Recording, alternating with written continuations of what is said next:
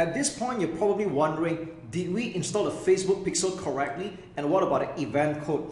So to do just that, what you want to do is that you want to open this in your Google Chrome browser, and we're going to install an extension called FB Pixel Helper. It's free and very fast to install. And what we're going to do is that we're going to click on the first search result.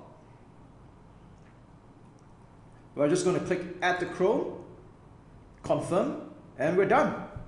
That's it. Now, if you're wondering, does this work on Safari, Firefox, or any other browsers? To my knowledge, this only works in Google Chrome. So this, you might notice right now at the top right here, that the Facebook Pixel Helper has been added to Google Chrome. So on websites that don't have the Facebook Pixel installed, it's going to show as gray color. And when you go to websites like this, I'm going to just refresh this for a while. And you're going to see that the pixel will be blue in color, which means that the Facebook Pixel has been installed. And we're going to click on that.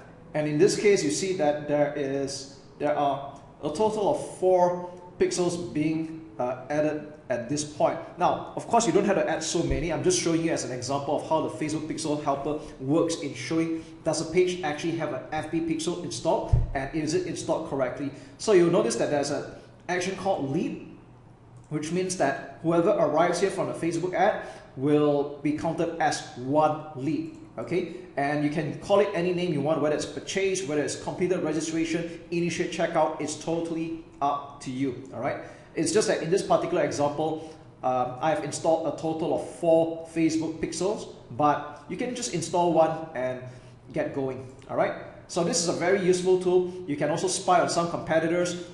It also gives insights into other websites, whether they actually have a Facebook pixel installed or not.